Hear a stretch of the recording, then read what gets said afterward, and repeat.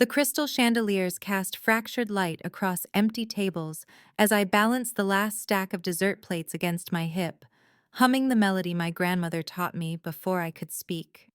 The Gilded Rose fell silent after midnight, all the wealthy patrons gone home to their silk sheets and guarded estates, leaving only the ghosts of expensive perfume and the echo of deals made over rare wine.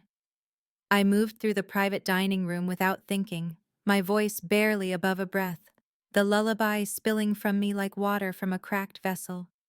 It was a habit I could not break, this singing to fill the emptiness, to make the ache of tired feet and worried thoughts fade into something bearable.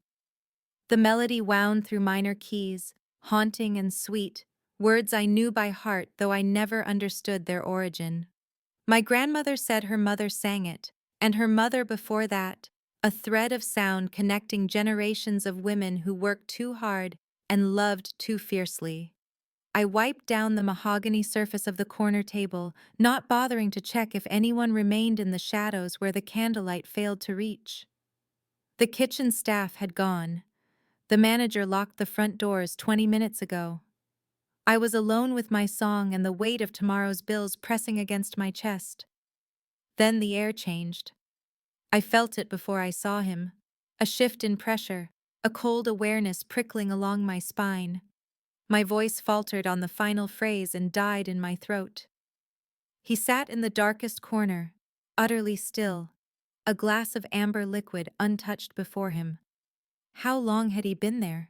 How had I missed the sharp lines of his suit, the breadth of his shoulders, the way he occupied space like he owned not just the chair, but the very air around it? His face emerged from shadow as he leaned forward, and my stomach dropped. He was beautiful in the way storms are beautiful, in the way a blade catches light before it cuts. Dark hair swept back from a face carved from angles and secrets, cheekbones that could draw blood, a mouth pressed into a line that spoke of violence barely contained. But his eyes were what stopped my heart. They burned with something I could not name, fixed on me with an intensity that made me feel hunted, captured, known. I clutched the cleaning cloth like a shield, ridiculous and useless. He did not blink. He did not move. The silence stretched until I thought I might shatter from the tension of it.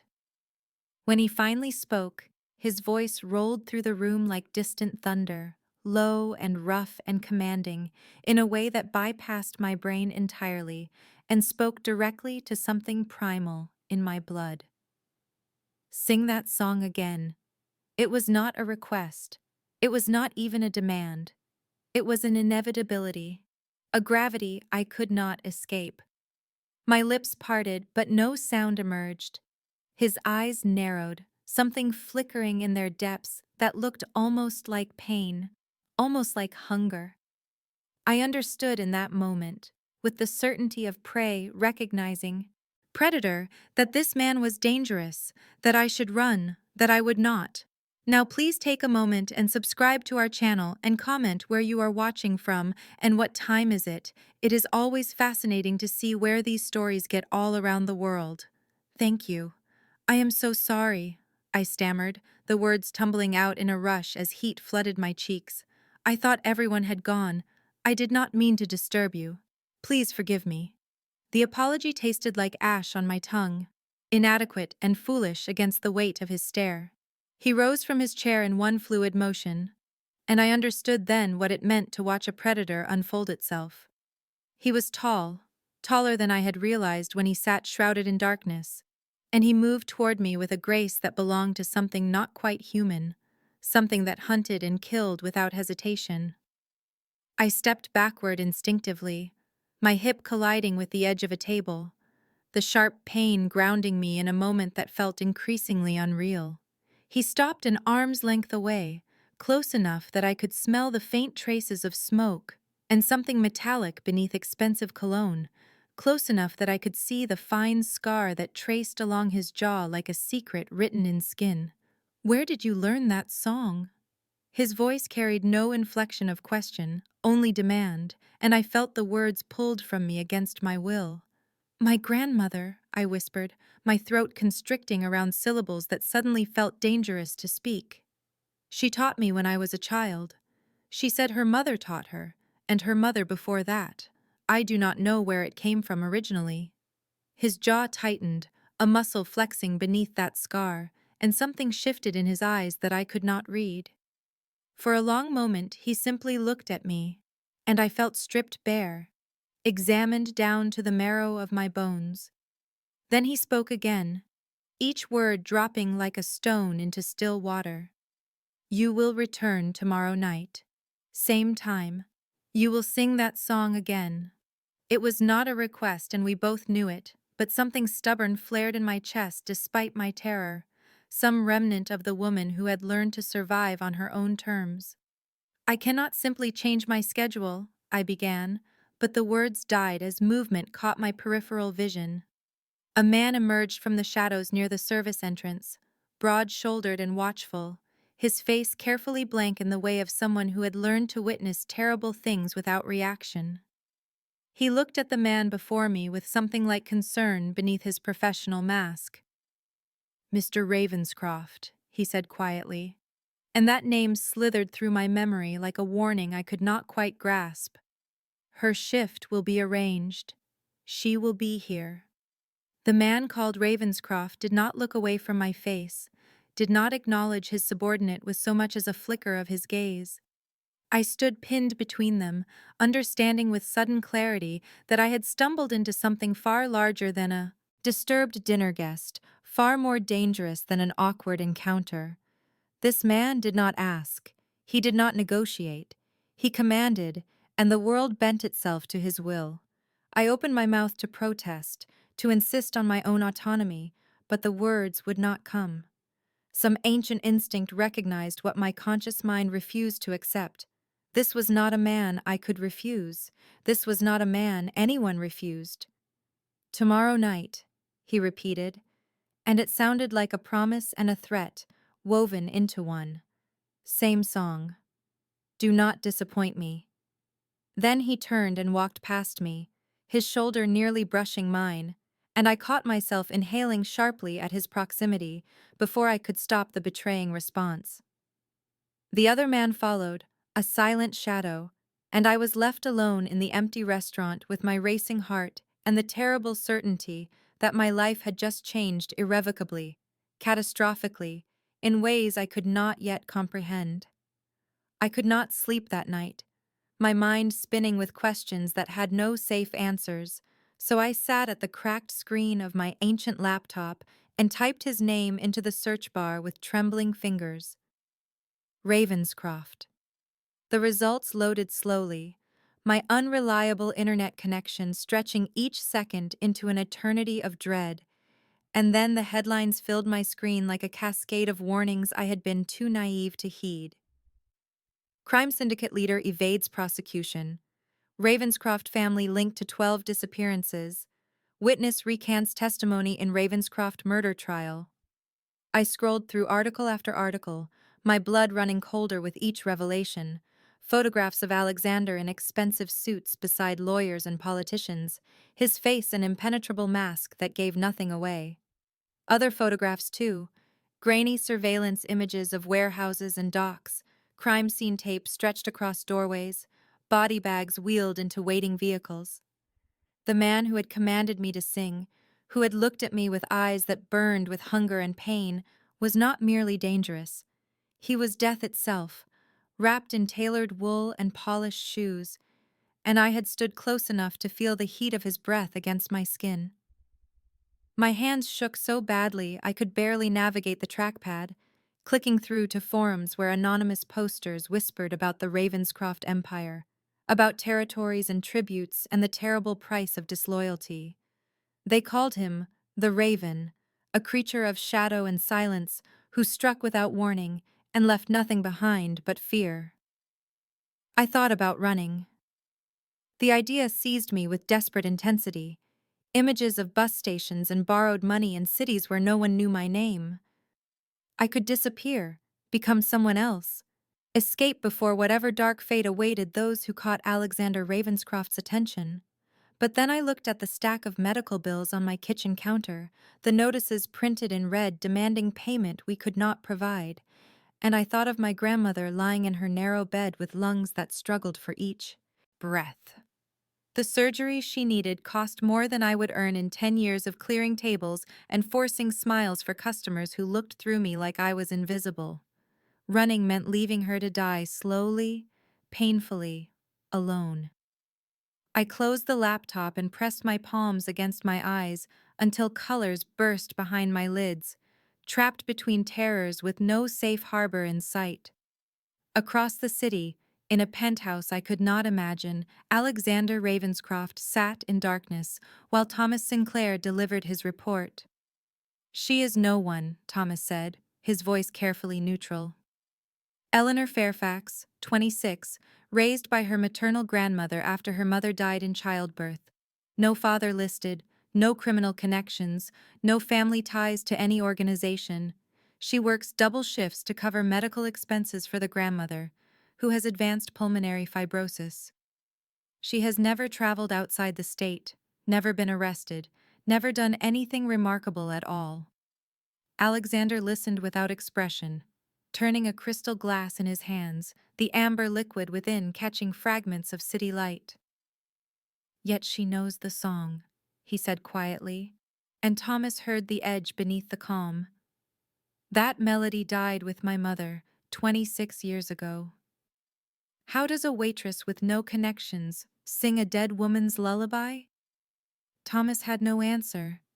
Alexander stared into the darkness beyond his windows and felt the past clawing at his chest, demanding explanations he could not find. Tomorrow night she would return. Tomorrow night she would sing. And he would unravel the mystery of Eleanor Fairfax, whatever the cost. The private dining room felt smaller than I remembered, the shadows deeper, the air thicker with unspoken danger, as I stepped through the doorway on legs that threatened to buckle beneath me. He was already there, of course, seated in the same chair where I had first discovered him, his dark eyes tracking my approach with an intensity that made my skin prickle with awareness and fear in equal measure. I had spent the entire day convincing myself I could do this, that I could walk into the presence of a man who ordered disappearances and walk out again unscathed. But now that I stood before him, my carefully constructed courage crumbled like ash. "Sing," he said, and the single word held no patience, no pleasantries, just raw command that vibrated through my bones. I opened my mouth and the first notes emerged trembling, fractured, a pale imitation of the melody my grandmother had woven into my childhood like a golden thread. His expression remained carved from stone, giving nothing away, and I forced myself to close my eyes, to forget the monster watching from the darkness, to remember instead my grandmother's weathered hands smoothing my hair as she hummed me to sleep. The song found its strength somewhere in that memory, rising from my chest with a clarity that surprised me, filling the room with notes that seemed to hang suspended in the candlelight. I sang of stars and safety, of arms that held against the night, of love that death could not diminish, and when I finally let the last note fade into silence, I opened my eyes to find Alexander Ravenscroft, utterly transformed. The mask had slipped, revealing something raw and wounded beneath, pain etched into every line of his face like cracks in marble. He looked at me as though I had reached into his chest and wrapped my fingers around his heart, and for one impossible moment, I saw not a crime lord, but a lost boy, searching for something precious that had been stolen from him. The silence stretched between us, fragile as spun glass, until he spoke in a voice roughened by emotions I could not name. "Sit." I obeyed, because my legs would not have supported me regardless, sinking into the chair across from him with my pulse hammering against my throat. "No one has sung that song since my mother died," he said, each word measured and deliberate, as though speaking cost him something vital. 26 years of silence, and then you, humming in my restaurant like it meant nothing. I wanted to tell him it meant everything, that the lullaby was my only inheritance from a mother I never knew, but he continued before I could form the words. I have a proposition for you, Eleanor Fairfax. You will sing for me every night, and in exchange, I will pay your grandmother's medical bills. All of them. The surgery she needs, the treatments, every expense. Your debt erased. My heart stopped. He knew about the bills. He knew about the surgery. He had investigated me, dissected my desperate circumstances, and now he offered salvation wrapped in silk and shadows.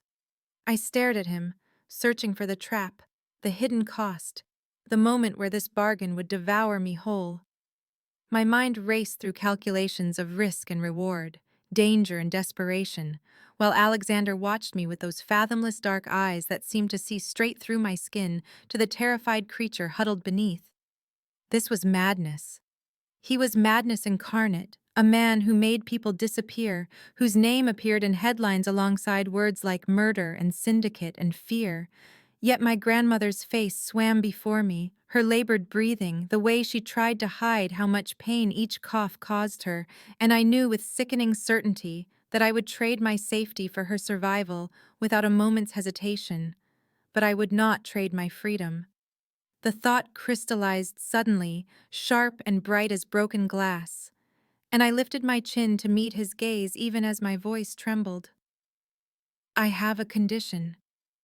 His eyes narrowed, surprise flickering beneath the careful control, and I realized this was a man unaccustomed to hearing anything but immediate compliance. People did not negotiate with Alexander Ravenscroft. People obeyed or people suffered, and here I sat, a nobody waitress with nothing but a song he wanted, daring to demand terms from the devil himself. I will sing for you, I continued, forcing strength into words that wanted to emerge as whispers. Every night, as you ask. But I remain free to leave whenever I choose. If I decide tomorrow or next week or next month that I cannot continue, I walk away, and your debt to my grandmother remains paid. No consequences, no pursuit. My word against yours that this arrangement ends when I say, it ends. The silence that followed pressed against my ears like deep water, suffocating and complete. His jaw tightened, a muscle ticking beneath the sharp line of his cheekbone, and I watched him war with himself over this small rebellion against his absolute authority. I waited, barely breathing, certain he would refuse, that he would remind me in some terrible way that I had no power here and never had. But then something shifted in his expression, something that might have been respect or might have been the predator recognizing unexpected teeth in its prey, and he inclined his head in a gesture so slight I might have imagined it. Agreed. The word hung between us, binding as any contract though nothing had been signed, sealing my fate with 4 simple letters. I should have felt trapped. I should have felt the walls closing in around me, the bars of a gilded cage descending. Instead, I felt a strange lightness, almost giddy, the peculiar freedom of having made an impossible choice and survived the making. He extended his hand across the table, an unexpectedly formal gesture from a man who could have simply taken what he wanted, and I stared at those long fingers that had undoubtedly wrapped around weapons and worse. I did not take his hand. I gave him my word, I said quietly. That will have to be enough. Another flicker of something unreadable crossed his face, and slowly he withdrew his hand, a faint smile ghosting across his lips that transformed him for one heartbeat from monster to man. Then we understand each other, Eleanor Fairfax. I understood nothing. I understood only that I had just bargained with darkness itself, and somehow emerged with my soul intact. As I rose to leave, legs steadier than they had any right to be, I wondered which of us was the greater fool. The crime lord, who had traded a fortune for a lullaby, or the waitress who had traded her nights for a dying woman's borrowed time. The weeks blurred together like watercolors bleeding into each other, each night folding into the next, until I lost track of how many times I had walked through that private dining room door with my heart in my throat and a song on my lips. I learned the rhythms of Alexander Ravenscroft the way sailors learn the sea, reading the subtle shifts in his demeanor that warned of storms beneath the surface. Some nights he arrived alone, settling into his chair with a glass of whiskey that he never seemed to finish, his dark eyes finding me the moment I entered, as though I were true north on his internal compass. Other nights he brought associates, hard men in expensive suits who watched me with expressions ranging from bored curiosity to something far more predatory, their gazes sliding over my body like unwelcome hands while Alexander sat in perfect stillness, a coiled threat that none of them dared provoke. I noticed the way they deferred to him, the way conversations died when he lifted a single finger, the way even the most brutish among them flinched when his attention sharpened with displeasure. He never touched me. He never threatened me. He kept his distance as meticulously as a man navigating a minefield, and yet his presence was a constant weight pressing against my awareness, heavy as summer air before a thunderstorm. I sang every night, the same lullaby, though sometimes I found myself adding flourishes, stretching certain notes, letting the melody breathe in ways my grandmother had never taught me. I told myself it was artistic expression. I knew it was something else entirely when I caught myself watching for his reaction, seeking that brief moment when his mask cracked and raw emotion flickered across his features, like lightning illuminating a darkened landscape. His hands fascinated me, against all reason and self-preservation. I watched them grip his whiskey glass with controlled force, knuckles whitening almost imperceptibly during the verses about safety and shelter. I watched them rest on the table, long fingers splayed against dark wood, perfectly manicured, yet somehow still dangerous. Hands that had certainly wrapped around weapons, and worse yet, remained steady as stone. I watched the way they relaxed incrementally as I approached the final verse, tension bleeding from his frame like water finding its level.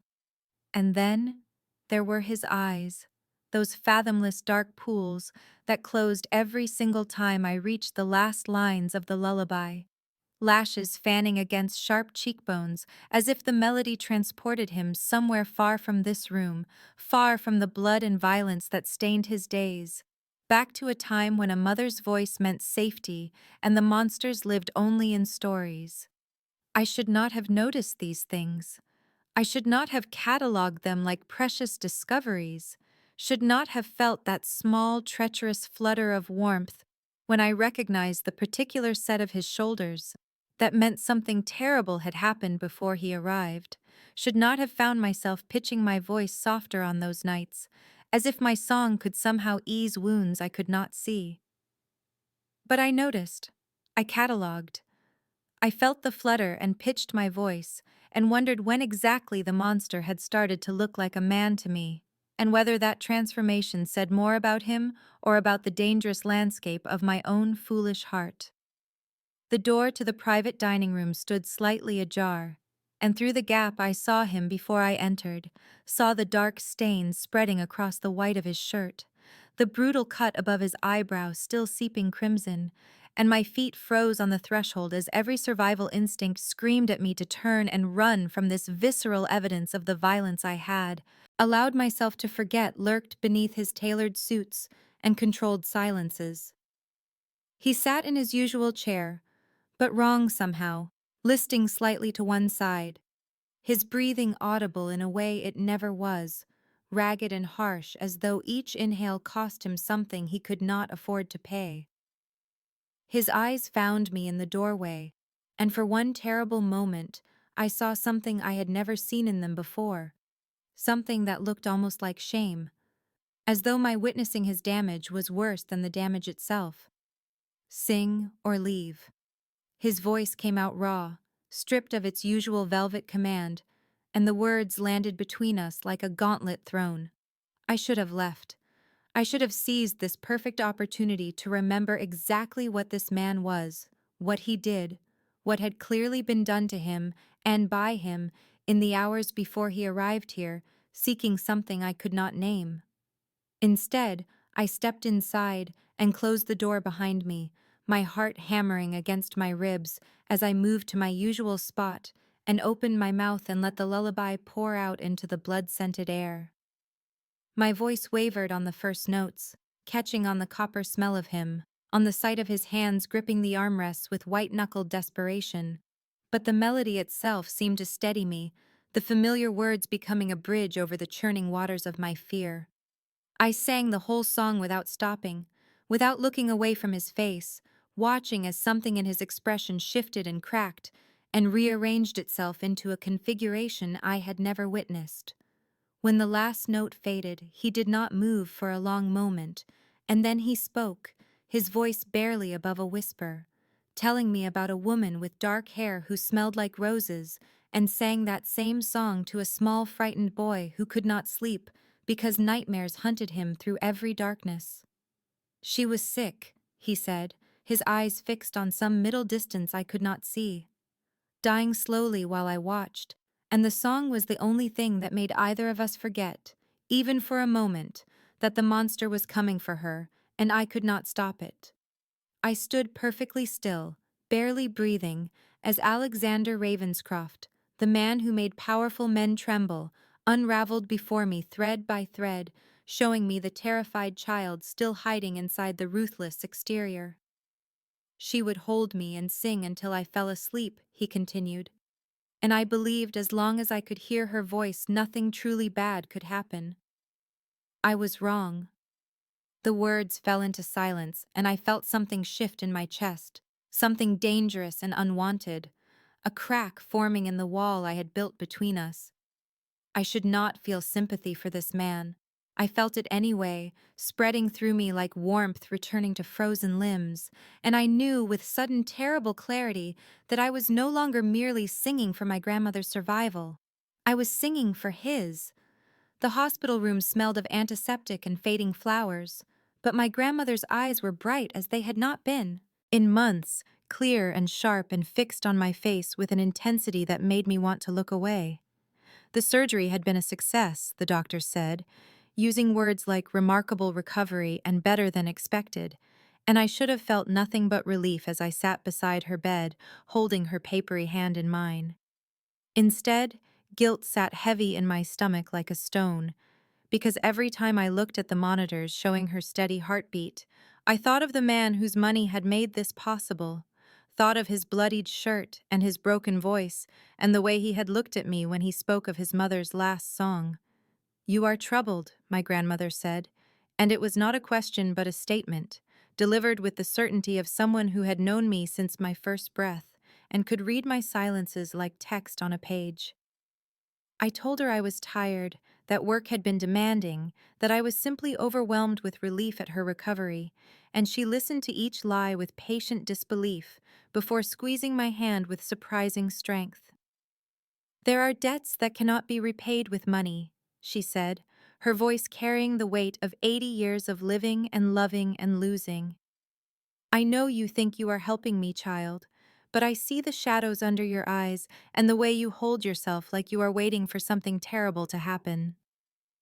I wanted to tell her everything then, wanted to confess about the dark room and the darker man and the song that had somehow become a chain, binding me to a world I had never meant to enter. But how could I explain that I no longer knew if I wanted to be free of those chains? That somewhere between the first trembling note and his whispered confession about nightmares and mothers and melodies, something had shifted in me that I could not shift back. "I am fine," I said again, and she let me have the lie because she loved me. But her eyes followed me when I left, and I felt her worry like a physical touch between my shoulder blades. That night I found Alexander in his usual chair, but the question that had been building inside me finally broke free before I could stop it. "Why me?" I asked, standing in the center of the room instead of moving to my usual place, needing to understand what I had become to him. "You could have anyone sing for you, could pay a professional, could find someone without complications, so why a waitress who stumbled into your life by accident?" He was quiet for so long I thought he would not answer, his dark eyes studying me with an expression I could not decipher, and when he finally spoke his voice was rough with something that might have been honesty. I do not know. The words fell between us, simple and devastating. I have asked myself that question every night since I first heard you humming in the shadows, and the only answer I can find is that the song chose you. Or perhaps you chose the song, or perhaps some things are beyond choosing entirely. The trap was tightening around me. I could feel it in my bones, and the most terrifying part was the growing certainty that I no longer wanted to escape. The news came through whispered conversations I was not meant to hear, fragments caught between the kitchen and the dining room about a warehouse burning, about bodies found, about a war erupting in the shadows of the city I thought I knew. Henry Ashworth, a name spoken with the same fearful reverence as Alexander's, had made his move against the Ravenscroft Empire, and the private dining room sat empty for 3 nights while I waited with a terror I refused to name. I told myself it was relief I felt, relief that the strange arrangement had perhaps ended naturally, that I could return to my ordinary life of exhaustion and worry, and the simple struggle of survival without the complication of a dangerous man and his haunting memories. But relief was not the cold weight in my chest when I pushed open the door each night to find the chair empty, was not the way my voice caught in my throat when I tried to hum the lullaby alone in my apartment and found the melody hollow without his dark eyes watching me. On the 4th night, I arrived at the Gilded Rose expecting nothing, and instead found him slumped in his chair like a king who had lost a war, his face gaunt with exhaustion, shadows carved beneath his eyes so deep they looked like bruises. He did not greet me, did not command me, simply sat there staring at nothing while I stood frozen in the doorway, trying to reconcile this broken figure with the controlled predator I had come to know. I crossed the room without deciding to, stopped before him without planning to, and opened my mouth to sing without being asked. The lullaby poured out of me with a desperation that frightened me, each note an offering I had not meant to give, each word a confession I had not meant to make. His eyes found mine as I sang, and something in them had changed. Something fundamental had shifted in the way he looked at me. Before he had listened to the song, closing his eyes to better hear the ghost of his mother in my voice. Now he watched me, saw me, tracked every tremor of my lips and flutter of my lashes, as though memorizing a face he feared he might forget. When the final note faded, he remained silent for so long I thought perhaps he had forgotten I was there, lost again in whatever violence had consumed his past 3 days. Then he spoke, his voice scraped raw, telling me that in the chaos of burning buildings and screaming men, and the endless noise of destruction, the only thing that had brought him any peace was the memory of my voice in the darkness. "You are the only thing that silences the noise in my head," he said, and the words landed in my chest like a blade, sharp and permanent and impossible to remove. I should have been frightened by the weight of that confession, by the burden of being someone's only peace in a world of violence. Instead, I felt something far more dangerous bloom inside me, something that felt terrifyingly like purpose, like belonging, like the first notes of a song I had been waiting my whole life to sing. The final note hung in the air between us like a living thing, fragile and trembling, and I watched it fade from his face as the music released its hold on him and left something raw and unguarded in its wake. He sat motionless for a long moment, his dark eyes fixed on some point beyond me, beyond the walls of this room, beyond perhaps the boundaries of the present entirely, lost in whatever landscape the lullaby had carried him to. Then he moved, and my breath caught in my throat as his hand rose slowly, hesitantly, crossing the distance between us with the careful deliberation of a man approaching something he feared might shatter at his touch. His fingers brushed against my cheek, pushing back a strand of hair that had fallen across my face during the song, and the contact was so light I might have imagined it if not for the electricity that sparked beneath my skin, racing down my spine and pooling in my chest like liquid fire. I stopped breathing. The most powerful man in the city, a man whose name made hardened criminals pale, whose word could end lives and ruin empires, and his hand was trembling against my face with a vulnerability that undid something fundamental inside me. His palm curved against my jaw, warm and rough with calluses I had not expected, and his thumb traced the line of my cheekbone with a reverence that made my eyes sting with sudden unexpected tears. For a heartbeat, for an eternity, we remained frozen in that impossible moment, the air between us charged with everything we had not said and everything we could not take back. Then he pulled away, his hand dropping to his side as though burned, and the word that fell from his lips was one I had never expected to hear from Alexander Ravenscroft, not in this lifetime, not in any lifetime I could imagine. "I apologize," he said, and his voice cracked on the second syllable, rough with something that sounded almost like fear. The most dangerous man I had ever known, apologizing for touching my face with the tenderness of a prayer. I should have let him retreat, should have accepted the distance he was trying to restore between us, should have remembered all the reasons why this road led only to destruction. Instead, my hand shot out before my mind could stop it, catching his fingers before they could withdraw completely, holding on with a desperation that shocked us both. His eyes snapped to mine, dark and burning and filled with a question I did not know how to answer, except by not letting go. The touch was electric, terrifying, irresistible. His calloused palm pressed against my smaller one, his long fingers curling slowly around mine, as though he could not help himself. As though the connection between us had become a physical force neither of us could resist. We did not speak. We did not need to. The silence said everything, confessed everything, promised everything and nothing all at once. His thumb traced a circle against my wrist, finding the place where my pulse hammered frantically beneath the skin, and something in his expression shifted when he felt how fast my heart was racing. Not from fear, not anymore. From something far more dangerous than fear had ever been. Thomas found me in the corridor the following evening, his hand closing around my elbow with an urgency that sent ice flooding through my veins before I could even register his face in the dim light. He pulled me into an alcove away from the main dining room, his expression harder than I had ever seen it, stripped of the careful neutrality he usually wore like armor. "You need to understand something," he said, his voice low and clipped with a tension that made my stomach clench. "Henry Ashworth has spies everywhere, eyes in places we thought were secure, and he has learned about you, about the nightly ritual, about what you mean to Alexander." The words hit me like physical blows, each one driving the breath from my lungs until I stood pressed against the wall with my heart hammering against my ribs.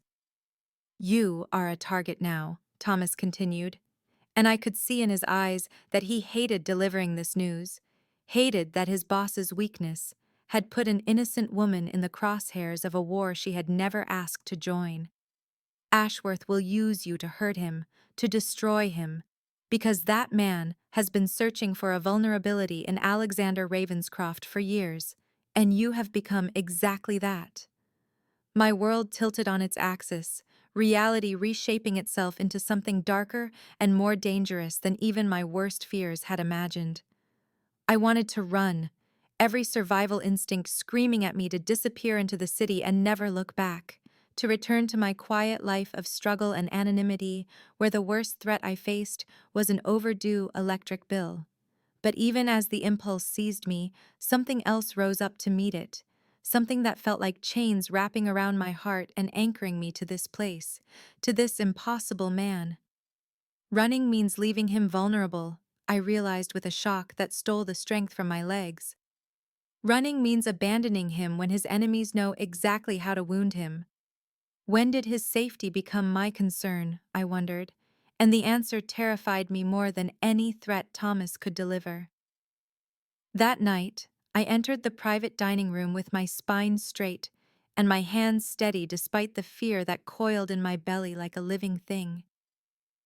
Alexander rose when he saw me, and something in my face must have betrayed what I knew, because his expression shifted instantly from welcome to deadly alertness. I told him everything, the words tumbling out in a rush that I could not have stopped even if I wanted to.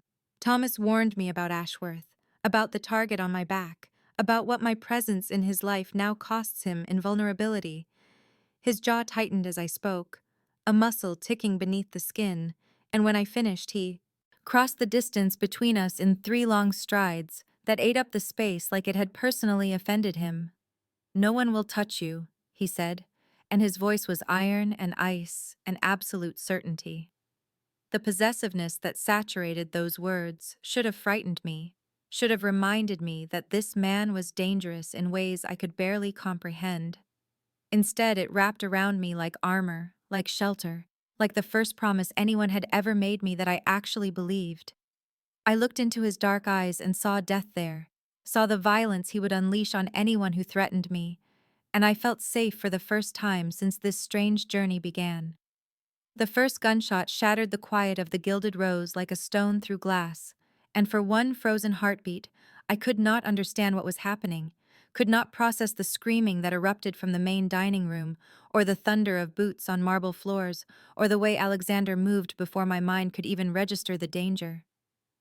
He was across the room in an instant, his body slamming into mine and driving us both to the floor behind the heavy oak table as bullets tore through the air where I had been standing, splintering wood and shattering crystal with a violence that turned the elegant room into a war zone. "Stay down," he commanded, his voice steel wrapped in ice, and then he was up again, a gun appearing in his hand as if conjured from shadow, and I watched him become something I had only glimpsed in fragments before. He moved through the chaos like death itself, precise and merciless, and terrifyingly beautiful, and I saw men fall before him, with expressions of shock still frozen on their faces. The sound was overwhelming, gunfire and screaming, and the crash of overturning furniture, and I pressed myself against the floor with my hands over my ears and my heart threatening to burst from my chest. Then I heard him grunt, saw him stagger, saw the bloom of red spreading across his shoulder even as he put another bullet through an attacker who had gotten too close. He was hit. Alexander was hit. The thought cut through my terror like a blade, and suddenly I was moving without thinking, crawling toward him through the debris as he continued to fire, continued to shield me with his wounded body, even as his blood dripped onto the floor between us. "This way," he growled, grabbing my arm with his uninjured hand and hauling me toward a section of wall paneling that swung open at his touch, revealing a narrow passage I had never known existed. We plunged into darkness together, the sounds of violence muffled by the door sealing behind us, and I could feel his blood soaking through my dress, hot and wet against my skin as we stumbled through the blackness. He guided us through turns I could not see, his breathing growing more ragged with each step, until we emerged into a safe house that smelled of dust and disuse. I made him sit, my hands shaking so badly I could barely function, and I tore strips from my dress to press against the wound that was bleeding far too much, far too fast. He watched my face the entire time, not his injury, not the blood seeping between my fingers, just my face, as if memorizing every feature in case this was the last time he would see them. "Why did you not run?" he asked, his voice rough with pain and something else I could not name. "You had the chance. The passage leads to the street. You could have disappeared." I pressed harder against the wound, trying to stop the bleeding, trying to save this man who had killed to protect me without hesitation, and I searched for an answer that made sense. I found nothing. Only the truth that I could not have left him any more than I could have stopped breathing. The safe house held us captive for 3 days, while Alexander's men hunted Ashworth through the city streets.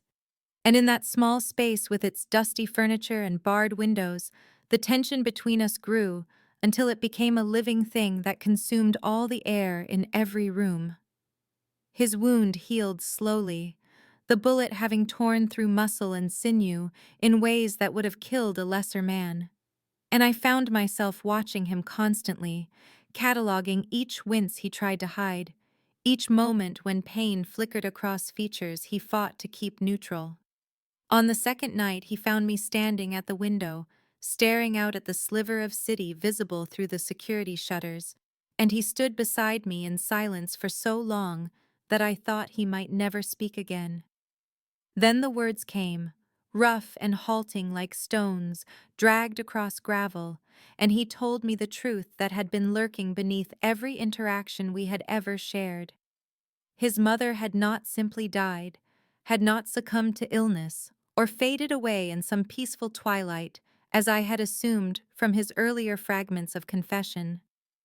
She had been murdered, executed by his father's enemies in retribution for some slight he never fully understood.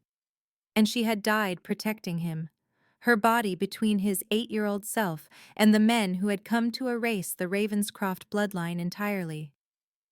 The lullaby I sang each night was the last thing she ever gave him, her voice wrapping around him in those final moments before the gunshots tore her away and left him alone in a world that had become nothing but blood and vengeance.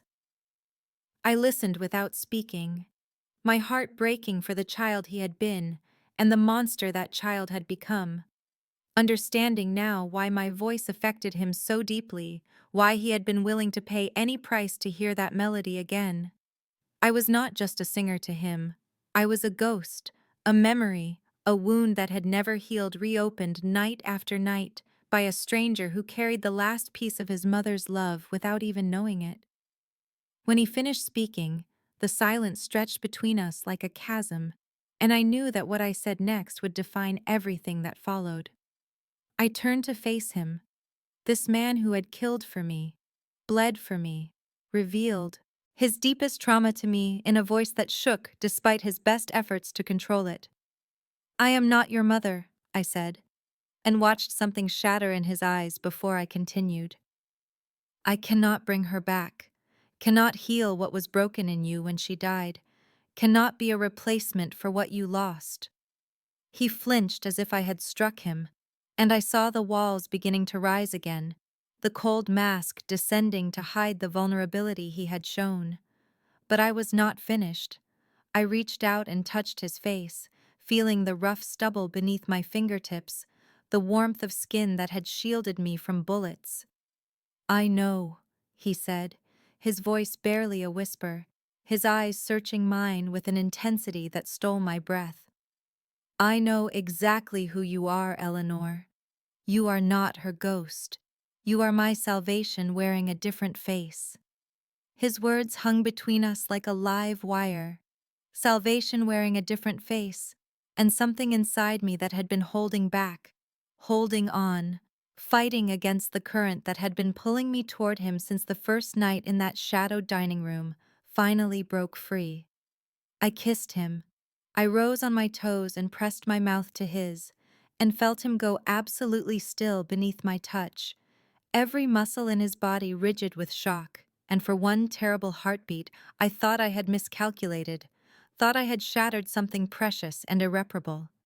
Then his hands came up to cup my face with a tenderness that stole my breath, and he kissed me back with devastating gentleness, as if I were made of glass, as if he feared I might disappear if he held too tightly. But I did not want gentle. I wanted to burn away the ghosts that haunted us both, wanted to replace the memory of blood and bullets with something fierce and alive, and I pressed closer, demanding more. He groaned against my mouth, and the restraint shattered, his arms wrapping around me and pulling me against him with a hunger that matched the fire blazing through my veins. We stumbled backward, his wound forgotten, my fears forgotten, everything forgotten except the heat of his skin and the desperate press of his lips and the way he whispered my name like a prayer between kisses. The safe house bedroom was small and sparse, but I barely noticed the bare walls or the narrow bed, aware only of Alexander and the way he laid me down with reverent hands, the way he paused above me with his eyes searching my face for any sign of hesitation. I pulled him down to me in answer, and then there was nothing but sensation, nothing but the weight of him against me and the slide of skin on skin, and the sounds we made together in the darkness, building towards something that felt like flying and falling at once. Afterward, we lay tangled together, his heartbeat thundering beneath my palm. my head resting on his chest, and the silence that stretched between us was different than any that had come before, soft and heavy with meaning neither of us knew how to articulate. "What do you want?" he asked. Finally, his voice rough in the darkness, his fingers tracing idle patterns on my bare shoulder. "I can give you freedom, money, a new identity, a new life somewhere far from this violence. Anything you ask." I lifted my head to look at him, this man who commanded an empire built on blood and fear, this man who had killed for me and bled for me and now offered me escape as if that were what I had been waiting for all along.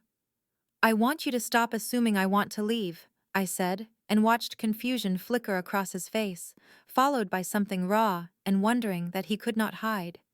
He did not know how to process this, the idea that someone might choose to stay, might want him rather than what he could provide. Neither did I, if I was honest. But there in the darkness, with his arms around me and his heart beating against my ear, leaving felt like the only impossibility. He left before dawn, pressing a kiss to my forehead while I pretended to sleep, and the click of the door closing behind him echoed through the safe house like a gunshot. I lay there in the bed that still smelled of him, staring at the ceiling, telling myself that this was what he did, that he was a man who commanded armies and waged wars, and I was a waitress who sang lullabies, that worrying would change nothing.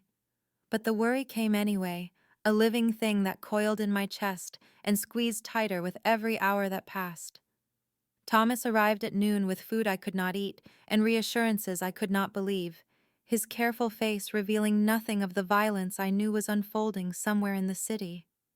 I paced the small rooms like a caged animal, wearing grooves in the dusty floors, singing to walls that absorbed my voice and gave nothing back. The lullaby felt hollow without Alexander there to receive it, a gift with no recipient, a prayer sent into the void. On the second day, Thomas brought news, fragments of information delivered in his measured tone. Ashworth was cornered. His men were surrendering or dying. Victory was close, but something in the way Thomas avoided my eyes made my blood run cold, and I pressed him until the truth emerged in halting pieces. Alexander had walked into a trap. Ashworth had been waiting for him, had known exactly where he would be and when, had turned the final confrontation into an ambush that left a dozen of Alexander's men dead, and Alexander himself wounded and captured. The word captured hit me like a physical blow, and I grabbed Thomas's arm with fingers that felt like claws, demanding to know where, demanding to know how we would get him back. Thomas pulled away, his expression hardening into something that reminded me painfully of his boss, and told me that I would stay here where it was safe, that his men were already moving, that Alexander would want me protected above all else. I wanted to scream. I wanted to claw the carefully neutral expression off his face and make him understand that protection meant nothing if Alexander died. In some warehouse while I paced these empty rooms and sang to no one. But Thomas left before I could find the words, locking the door behind him, and I was alone with my fear and my rage and the terrible certainty that waiting here was not something I could survive. I searched the safe house with desperate thoroughness, opening every drawer and checking every window until I found what I needed. A phone left charging in a kitchen cabinet, numbers scrawled on a notepad by the refrigerator, fragments of addresses mentioned in conversations Thomas thought I was not paying attention to. I pieced together a location from whispers and implications, a warehouse district on the eastern edge of the city, and I knew with bone-deep certainty that this was where I would find him. The window in the bathroom was small but not too small, and the fire escape beyond it led down into an alley that smelled of garbage and rain. I climbed out into the gathering darkness, my heart pounding with terror and determination in equal measure, and I ran toward the fire. The warehouse loomed against the night sky like a rotting tooth, its broken windows gaping black and empty, and I pressed myself against the cold brick of the adjacent building while I tried to remember how to breathe. I could hear voices inside, muffled by distance and concrete, and beneath them, a sound that made my stomach clench with recognition. Alexander's voice, strained but defiant, cutting through the murmur of his captors with that cold authority that even chains could not diminish. I crept along the perimeter, searching for a way in, my heart hammering so loudly I was certain the guards I glimpsed at the main entrance would hear it. A side door hung crooked on its hinges, rust and neglect leaving a gap just wide enough for me to slip through, and I found myself in a maze of abandoned machinery and rotting crates that smelled of oil and decay. I moved toward the voices, toward the harsh industrial lights that carved a circle of brightness in the center of the vast space, and what I saw there turned my blood to ice. Alexander knelt on the concrete floor, his hands bound behind his back, fresh blood streaming from a wound at his temple to join the dark stains spreading across his shirt from his shoulder. Men surrounded him, a dozen at least, armed and watchful, but my eyes found only one. Henry Ashworth stood before Alexander like a cat toying with a wounded bird, his expensive suit immaculate, his smile sharp enough to cut. He was talking, his voice carrying across the space with theatrical satisfaction, explaining in loving detail exactly how he intended to dismantle everything Alexander had built, starting with the man himself. I should have stayed hidden. I should have found a phone, called Thomas, waited for rescue that might never come.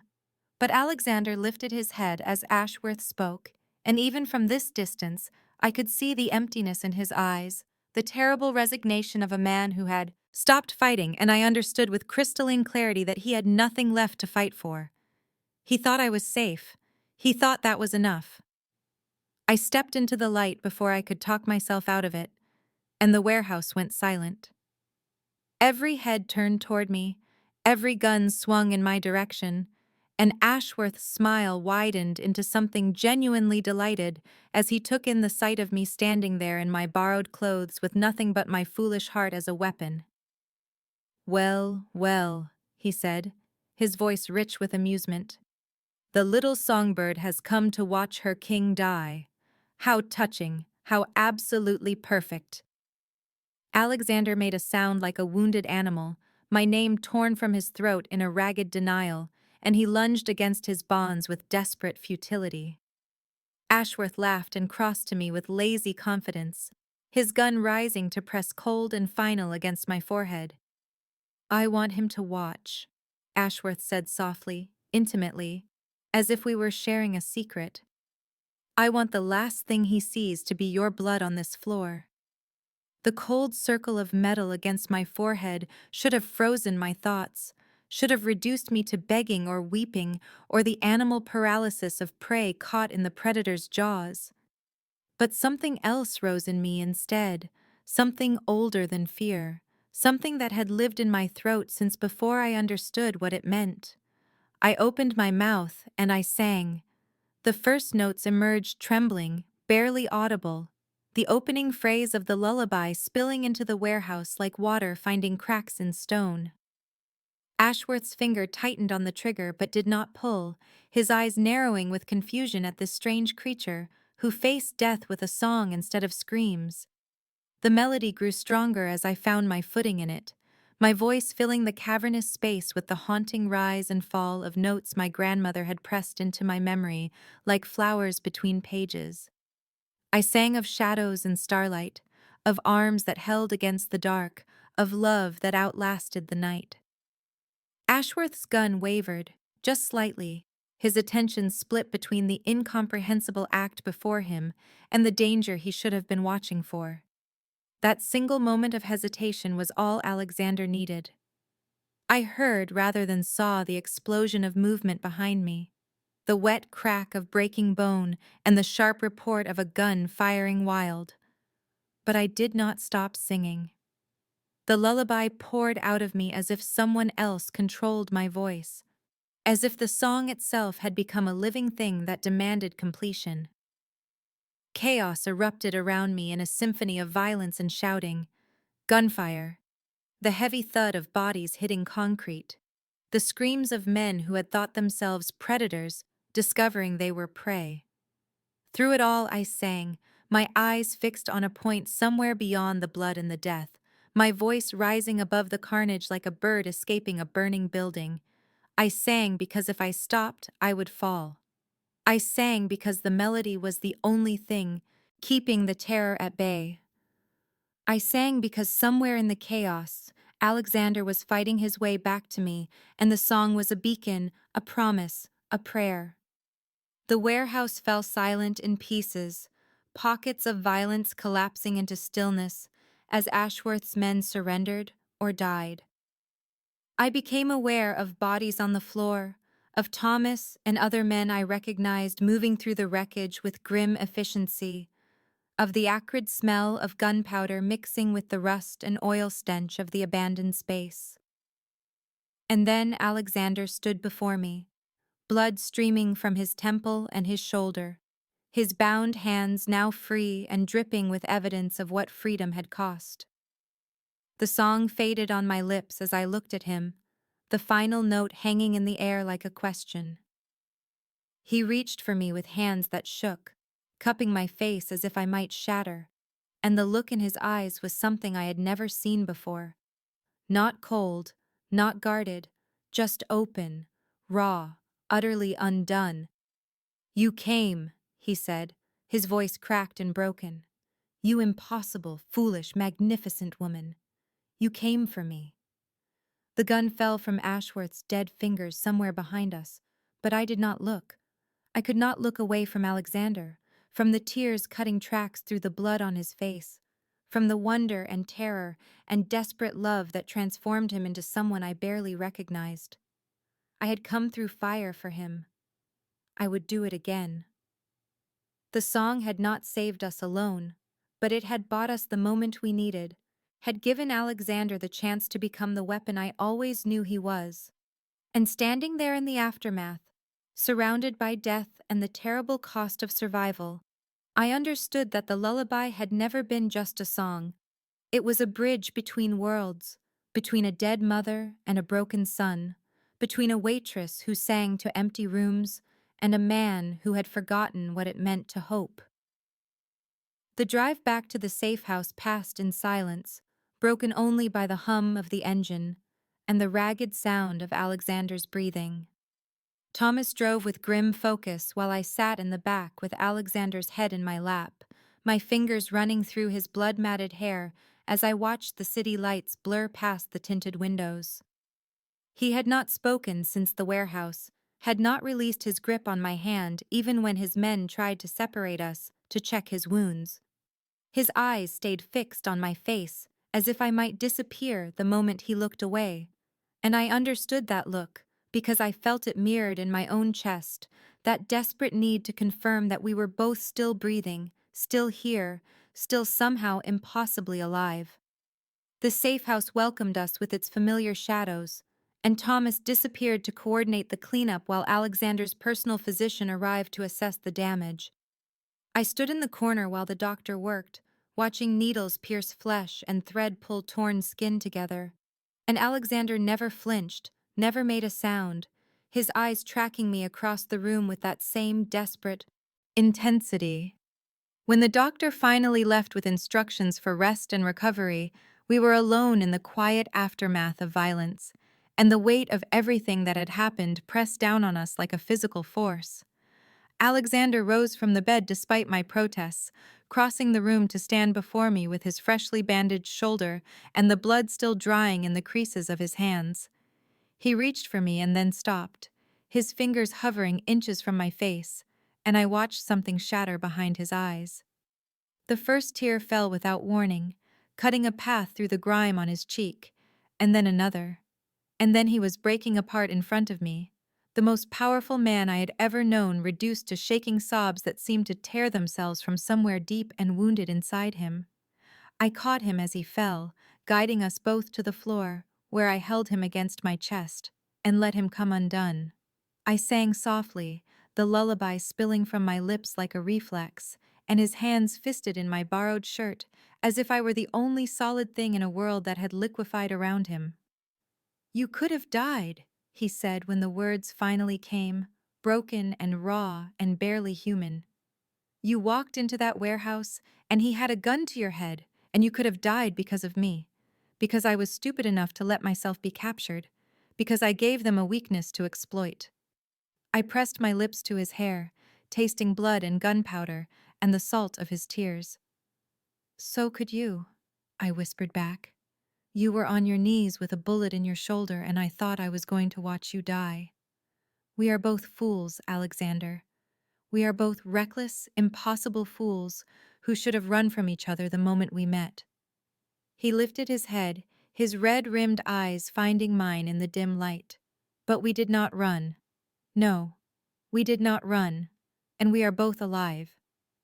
The weeks that followed the warehouse felt like emerging from deep water into sunlight, disorienting and bright and almost painful after so long in the dark. Alexander's wounds healed slowly, leaving new scars to join the constellation of old ones across his body, and I traced each one with my fingers in the quiet hours before dawn, learning the map of violence that had written itself on his skin. The war was over, Ashworth's empire dismantled and distributed among those who had remained loyal to the Ravenscroft name, and for the first time since I had stumbled into that private dining room at the Gilded Rose, there was no immediate threat lurking in the shadows. My grandmother recovered fully, her strength returning with each passing day until she was back to puttering around her small apartment, complaining about the flowers Alexander sent weekly and the groceries that appeared in her kitchen without explanation. She asked questions I struggled to answer, her sharp eyes seeing more than I wanted to reveal, until finally she issued her demand with the same stubborn authority she had wielded throughout my childhood. "Bring him to me," she said. "I want to meet the man who looks at my granddaughter like she hung the moon and stars." Alexander agreed with a reluctance that would have been amusing if I had not seen the genuine fear beneath his composed exterior. He had faced down rival crime lords and survived assassination attempts and walked through violence like other men walked through rain. Yet the prospect of meeting one elderly woman in a modest apartment reduced him to something almost boyish in his nervousness. He arrived in a suit that cost more than my grandmother's entire building, carrying flowers and expensive chocolates, and wearing an expression of barely concealed terror that made my heart ache with unexpected tenderness. My grandmother studied him from her worn armchair, her eyes moving over his face with the same careful attention she had once given to the patterns of her knitting, searching for flaws in the design. He stood before her judgment like a man awaiting sentencing, and I watched from the kitchen doorway as something unspoken passed between them. "I know that look," my grandmother finally said, her voice soft with memory and recognition. "My husband looked at me the same way, 50 years ago, like I was the answer to a question he had not known he was asking." The tension drained from Alexander's shoulders as she gestured for him to sit, and they spoke of things I could not hear, their heads bent together in quiet conversation. When my grandmother began to sing, I froze in the doorway because the melody was familiar yet different, the lullaby I knew followed by words I had never heard. She was teaching him the second verse, the one that spoke of protection and forever and coming home, and Alexander listened with tears sliding silently down his face as the song finally became complete. The balcony of Alexander's estate overlooked the city like a kingdom spread beneath our feet, and I stood there in the silver light of a full moon, watching the lights twinkle and blur through eyes that had seen too much and somehow still found beauty in the chaos of the world below. 3 months had passed since the warehouse, since blood and gunfire and a lullaby that stopped death in its tracks, and the woman who had once cleared tables at the Gilded Rose now stood in silk and bare feet on marble that cost more than her entire childhood apartment. I heard him before I saw him, the soft tread of his footsteps on the stone, and I did not turn because I knew he would come to stand beside me, his warmth a familiar presence at my shoulder as we watched the city breathe together in comfortable silence. When his hand touched my elbow, I turned to find him holding a small velvet box, and my heart stuttered in my chest because I was not ready for what that shape traditionally meant, was not ready for the weight of diamonds and promises I did not know how to keep. But his eyes held something different than expectation, something tender and terrified and impossibly vulnerable. And when he opened the box, I found not a ring, but a locket, antique gold worn smooth by decades of touch. And inside a photograph of a woman with dark hair and Alexander's eyes smiling at the camera with a joy I had never seen on her son's face. "My mother," he said, and his voice cracked on the word like glass breaking. "She wore this every day until the day she died, and I have kept it locked away for 26 years because I could not bear to look at it, could not stand the reminder of everything I lost. But I want you to have it now because you brought her back to me, Eleanor. You gave me her song and her memory, and you made them something beautiful instead of something that haunted me." I took the locket with trembling fingers, feeling the weight of history and loss and love pressed into my palm. He asked if I would stay, not as his songbird, not as the voice that chased away his nightmares, but as his partner, his equal, his home. The word hung between us like the first note of a melody waiting to unfold, and I thought of all the paths that had led me to this moment, the grandmother who taught me to sing, the mother I never knew, the desperate bargains struck in shadows that had somehow transformed into something neither of us expected.